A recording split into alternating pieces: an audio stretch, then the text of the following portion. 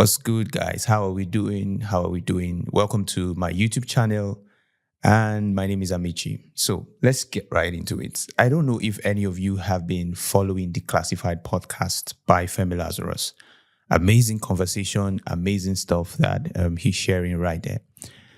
All right, so I came across this conversation he had with Ejimi, and they spoke about the responsibility of contribution. Amazing conversation, I must say. But there are some things I want us to look at, maybe not a but. However, right? However, there are some things I want us to look at and discuss. Let's just talk about it and wrap our minds around it and see how that will help us think differently and help us become better people and better Christians, of course. All right, so without wasting any further of our time, let's jump right into the video. All right, let's go. It's where I am a person of stature. How am I now using this tool of success and stature to contribute, to give back, to change? Because I myself am the recipient of somebody else's growth. I was born in a hospital. Some people went to school to study medicine. I was raised in a school. Some people went. So I am a product of people's contribution. Wow. So he's a product of people's contribution. I think knowing that makes that you also do your best to contribute, to make somebody a product of your contribution, right? And then he gave the instance of him giving birth during the hospital. I mean, he's a product of the contribution of the doctor, the fact that the person went to school, studied medicine, and came and all of that. So if you understand that you are here because someone contributed, then that should motivate you to contribute so that someone can also get to where they are supposed to get to. I don't know if that makes so much sense. Let's go on. What will be my own contribution? Because that's why we are here. The moment a person dies and is buried, he starts giving back. Wow. Your skin, your soil, the only thing that's left is your teeth, to just show you that your existence was for contribution, for supporting the ecosystem, every single thing in terms of the physical side of things. So if in death, you are contributing to the ecosystem, what did you do in life? Wow. If in death you are contributing to the ecosystem, what did you now do in life? My God. So I think this should strike a sense of responsibility in us, that we do not just keep taking, but we are willing to give back or give to the society or give to people as much as we are receiving from someone else's contribution. What did you do in life? If your greatest contribution was when you died, then you wasted your life. And the more we can tell children, especially since we are privileged to be rising gradually through the ranks of influence in society, is to say, wealth is a trust. I remember going to one African nation, and I won't call the name because I don't want it to look like I'm pro-Nigerian. I'm very patriotic. I love my country. When I got there, we were just hanging around. I went on a business trip and we were in a restaurant, a bistro, and somebody came in and somebody said, that's the junior brother of the first lady. And this guy went and was shaking everybody's hand. He wasn't expecting people to come and greet him. He was the one greeting everybody. Another person came in and the person was like, oh, do you know this popular song? That's the musician. And he was greeting everybody. Then another person came in and said, that's like the daughter of the first daughter. And she came in with two guards and nobody was paying attention to her. I had to ask the person to say, you are very funny in your country. And I remember him saying he would take me to the house of the vice president. And we drove right, like this was the security post, that was the gate. And I was like, are you sure this is the vice president? Because even a local government chairman, and he was saying that, that in their country, wealth and power is a responsibility. Come on. Wealth and power is a responsibility, not an opportunity to lord it over people or an opportunity to take advantage of people or an opportunity to take advantage of the law. Wealth and power is a responsibility. Let's go on. Once you have it, they believe that God gave it to you as a conduit to reach other people. You gotta be joking. It's an African country. It's an African country. It's West African. I entered with my ECOWAS passport. Wow. And I told them, I said, you see this thing? The way people look up to Nigeria, we have a lot to learn from. Don't learn our materiality. This is Ghana? It's not Ghana. It's not Ghana. I've had something close to this. All those. Yes. If you go through those West African countries, you would see that sharp difference. Our greatest strength is our proactive ability, but we have become so transactional that we are losing what is relational. Nigeria. Yeah, we've become so transactional that we are losing what is relational. everybody wants to get, everybody wants to make a point, everybody wants to prove that they are somebody, everybody wants to look for the closest opportunity to get into power so that he can manipulate and do whatever he wants to do. That's the country. God help us. So someone might be hearing this now and say, I get you. Yes. You want me to pause and be present Yes. and be aware. Yes. And be grateful. And be grateful. He says, but my wife or my husband, in whatever case, whoever is the breadwinner, won't respect me if I don't have. So this is not just, people might be listening because I'm trying to be in their shoes and say, it's not like I don't want to be present. It's not like I don't want to go to the beach and just rest. Said, but honor here is based on subscription. True. So someone can look at me and say, Shebi, you are sorted. I always tell people, if you go back through my social media, Facebook 10, 15 years ago, I always had this big smile on my face. Lean head and everything. But I was always smiling because in my mind, I'm here to experience this thing called humanity. So I think that's the first thing, to just realize that this is an experience. No matter how wealthy you are, there's somebody wealthier than you. No matter how poor you are, there's somebody poorer than you. Be present, be grateful. Secondly, as much as is possible. No matter how wealthy you are, there's somebody wealthier than you. No matter how poor you are, there's somebody poorer than you. So the point is that you stay grateful.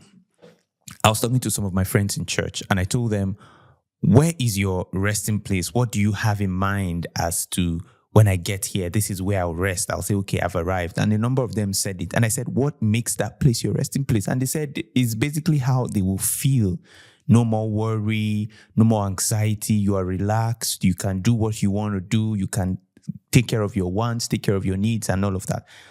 And I said, do you know that what makes that a resting place is like a feeling and all of that? And they said, yes, it's how they will feel when they get there.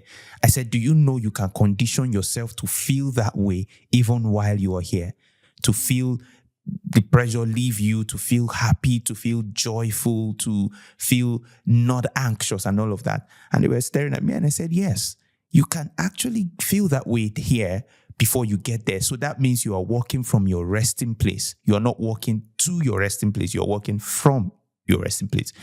So I think that's the same point he's trying to make here. Where you are, you always have this joy. You always have this smile in your face. And it doesn't mean everything is intact or everything is working smoothly or everything is fine. It just means that you are grateful. You are content. You are not worried. You're not even comparing yourself with another, because sometimes it's this comparison that makes that you are ungrateful or that you feel like life is not fair on you because Mr. B has this thing sorted out or Mr. A is doing well or Mr. This one is doing well, but you, do you get?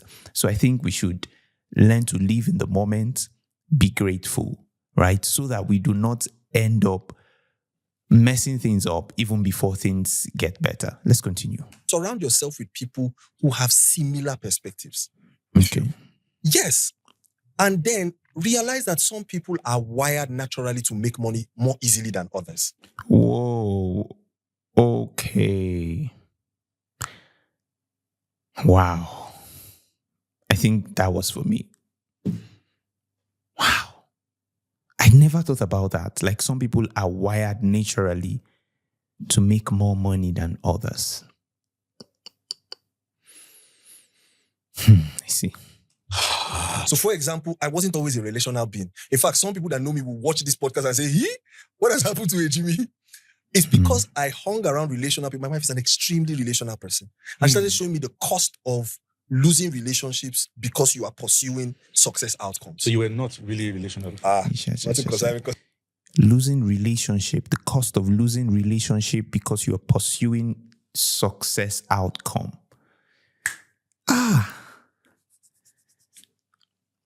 I don't know if we understand that. I don't know if we heard that. You know you can be bent on what to get from this person, that you lose the core of that relationship because you're always wanting to use people to get to where you want to get to. So people do not matter to you unless they can help you get to your desired outcome or your desired goal or get to a success position. So you lose quality relationship because sometimes you meet somebody, it's not basically about what the person can give to you. It's just that you just want to build a relationship with this person, right? So people are more mindful now of what they can get out of a relationship, or what this person can give to them, or where this person can take them to, and they lose literally the outcome of that relationship, or they lose the relationship. Relationship. And I say that in a good way. I was a very nice person. I still am. I respect everybody, but I was a very, as you lay your bed, so you lie on it. I was a very, if you joke with life, life will deal with you. Even with how I used to raise my children. I'd be like, you need to be serious. You need to be. Wow. And I realized that no, you don't. Having food and raiment, let every man be content therewith. Have you had to ever apologize to your children for? I apologize on a daily basis. I apologize to my wife on a daily basis. I apologize to my kids. I learn from them. I see their largeness of heart. I see their openness. And I know that partly why they can be like that is because they didn't grow up in the kind of lack that I grew up in. So it has its place. But I also know people who are way more prosperous than me, that their children are having a horrible time because the parents are still in hustle mode. Hustle mode. And I know what's waiting for those parents. When they get to their old age, they will have children who are grateful to them, but those children will not like them. Wow. Mind-blowing. I think what makes somebody leave the hustle mode? Remember, I think it's what I shared earlier, walking from a place of rest. You understand that whatever you're trying to get, you already have. The feeling you're trying to get when you get this, you can generate it here, now, where you are. So I think it's walking from a place of rest that makes you leave hustle mode. But then he was saying something about the children would be grateful, but they would hate the parents because they were not there. God really needs to help us balance parenting. I'm telling you. They will have children who have gratitude, but don't have love. So you start hearing things like, people don't call me. And I say this all the time. You people are just there in America, you're there in Canada, you don't visit home. They were never connected to you. You placed transactions above relationship. And so now they forged relationships with people who mean more to them where they are. So I think we should not just look at what we are gaining. We should look at what we are losing while trying to gain certain things. That's the balance. Oh, yeah, that's very true. We shouldn't just look at what we are gaining, but look at what we are losing while trying to gain certain things. You remember I said to my wife one time, a long time ago, I said, I value family time more than whatever I get. So even if I have to, I literally said this to her, even if I have to lose earning more just to spend time with family, I'll choose that. Like if I have a job that pays very, very, very much than what I'm getting now, I said I value family time, so I might not take it just to spend more time with my family. And then she was saying, no, okay, no problem. And the thing is this, people are not willing to weigh the loss or the demerits, right? As much as they are weighing the merits. So a lot of people look at just what they gain or what they stand to gain. I'm getting 500 million from this job, or I'm getting 2 million from this work. So this is what I am losing. When you compare it, is it worth it? Is it worth it? If it is not, then there is no point going after it. But if you think, of course, it is worth losing, then you can derm the demerits and go for what you want to get. All right, let's continue. The way you were able to apologize to your children, did you learn it from your parents? No. So my mom, God bless her soul, was a very, very emotionally aware woman. But to a large extent, she was the breadwinner. Oh. So I saw her having to be strong.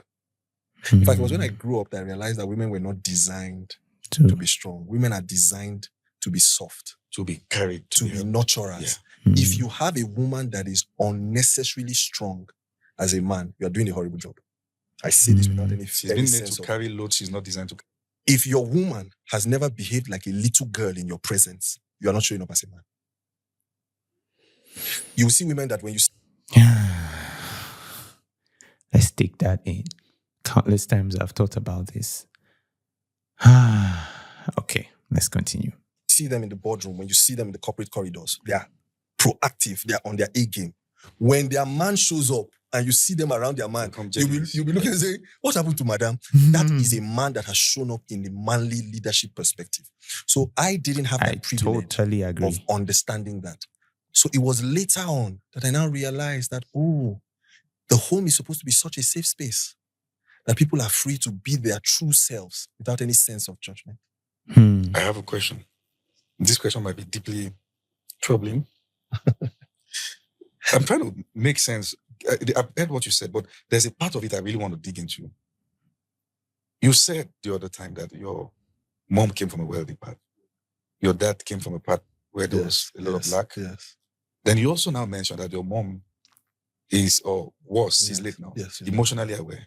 Yes. Is there a part of lack that numbs emotions? Oh, yes. You cannot discover your true identity in the absence of options. Yeah.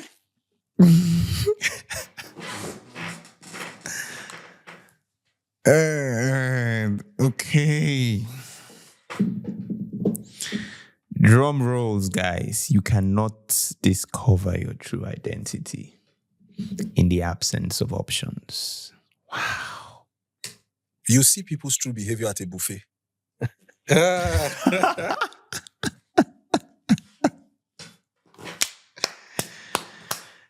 Ooh, this is so real, man. I've seen this countless times. Like, I'm amazed at what people can do with the availability of food, options of food. You find out people are bringing out nylons. People are looking for which to pack, how to pack which and take home. OMG. Everybody is disciplined when they're serving you food. When they say serve yourself, you will really know whether people are disciplined. Wow. And the absence of options does not imply discipline. Wealth gives you options. It's one of the God.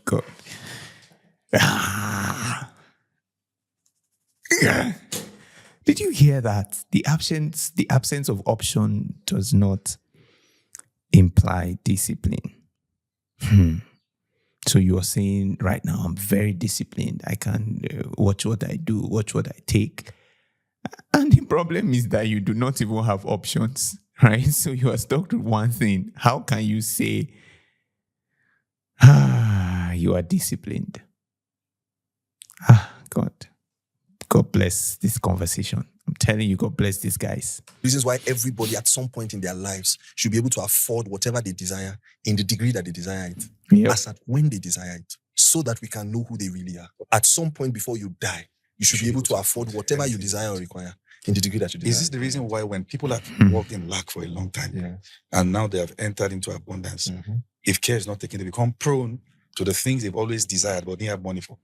Now they do it with so much. When I entered into certain levels of supply, I was surprised by my behavior. I surprised myself. I was shocked. In fact, I was a very, very judgmental person. You don't really know your true self until you have options. And so for me, I think everybody should, to the best of their ability, master the art and science of becoming successful, financially and otherwise. I agree. It will bring humility to you when you discover who you really are. It is also part of success management. God. Letting people know that I'm not deceived by your humility. When your net worth increases, let's see whether you'll be this humble. When everybody around you is saying, sir, let's see whether you will be able to not flinch when somebody says, oh boy, come here. I make reference to someone in the Bible, Jethro. Jethro never ceases to amaze me. When Jethro met Moses was a fugitive on the run. He was hopeless, helpless. And Jethro reached out to him, gave him a wife, gave him a home, gave him a job. Guided him. And then Moses comes back with millions of Israelites and the wealth of Egypt. And then Jethro looks at Moses and says, let me advise you. This leadership structure you have is going to destroy you. And I looked at Jethro and said, what kind of man is this? When Moses was poor and beggarly, he was there. He didn't move you. When Moses became the president of a whole nation, he was there. It also didn't move you. I said, God, number one, put Jethros in my life. That will talk to me when I am nothing. God. And talk to me when I am something. Number two, give me capacity to be Jethro so that whoever I contributed to their rising, I would when not they feel. eventually become successful, I will not say you are proud. You don't pick our Oh course. my God, that is a valid prayer, man. That is a valid prayer.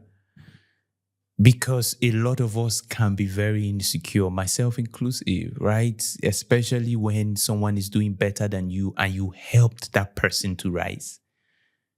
Then you feel, if not for me, where would you have been? If I did not house you, would you have been here? Why would you be doing this? I demand. Let me tell you a very quick story. There was this time I was in church. I wouldn't say the name. And then I had to leave, blah, blah, blah. Long story. And then the pastor called me one time and he said, it is because of us you are where you are today. So I can demand that you give back what we have given to you. What? Let's go on. This, you know that. So I remain secure. And I'm saying this to say that as we transition in life from one stage of success to another, we must maintain the postures that got us to where we are. It's easier said than done, but I think it's a worthy pursuit. Just last question on parenting. Yeah. I don't even know if I answered that last question, I digressed. You did. Okay. What's your biggest fear when you look at your children? I don't want to stifle my children. In what sense? That they came through me does not mean that they are an extension of me.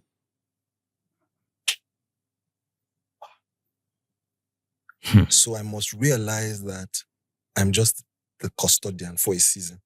So when they start to exhibit traits that are not bad, but they're just unfamiliar, I should have enough trust in God that He's the one that sent them. And I should have enough capacity to allow them be themselves. So I want to guide them to the extent that they need guidance. But I want my boundaries to be so wide that even within those boundaries, they can find expression. Too many parents take their children's behavior personal. Don't you? Let me say this. I've had to listen to like maybe a number of podcasts, maybe up to 10. And then listening to this podcast, you find out that for every conversation, parenting must somehow get into the conversation. Isn't it obvious that for this season, God is saying something to parents? Right? God is trying to draw the mind of parents to something, that there is a way to raise a child. There is a way to be a parent. Pay attention to these things. I'm telling you, we should pay attention to these things because how everything turns out tomorrow is entirely tied to what we do today, what we do now, what we heard, what we saw, and how we chose to respond to it. Let's continue. You disgraced me. Remember the son of who you are. Why? Why should they remember the son of who they are? You're saying they should not remember? What I'm saying is that they are their own unique individuals. And if you raise them correctly, they would extend your boundaries. They would advance. They would do, if your kids are not doing things that make you say, God, help me, I don't think you're parenting right. If not, you're just going to replicate a clone of yourself. You can. It may be that you're shutting them down. Yes. But as they get the freedom to fight themselves, the first person they rebel against is you and your systems, and you feel so betrayed. Yes. So I'm saying that train up a child in the way that child should go. Yeah. So beyond giving them basic principles, character, competence, compassion, connection with God, every other thing that stems out of creativity, enjoy. Let them make their mistakes. In fact, factor in their mistakes and be there for them. I don't think your child should feel safer outside than they feel at home. I was listening to, I think it was, and that's one man that I respect, Pastor Taiwo Dukoya, God bless his soul. He was able to raise children who are distinctly themselves, but held firm to his core values. But people look at them and feel it's rebellion. Well, again, it shows you that an average person who is commenting on what they have not experienced is about to raise a dysfunctional family. Absolutely. I would rather that my children show me the extent of their creativity, as long as it's not unscriptural, as long as it's not illegal, as long as it's not injurious. Please enjoy yourself. Again, like I said, the purpose of the human experience is to experience humanity. Yeah. The purpose of the human experience is to experience humanity. Amazing. Do you know what we'll do? We'll stop here for this video. And we would continue the conversation in a later video. I think we've spent so much time on this one. All right. So let me stop it here. All right. Please do not forget to like and subscribe, share with your friends. And that's your little way of saying we see what you do and we support you. Thank you so much. I'll see you in my next video. Shalom.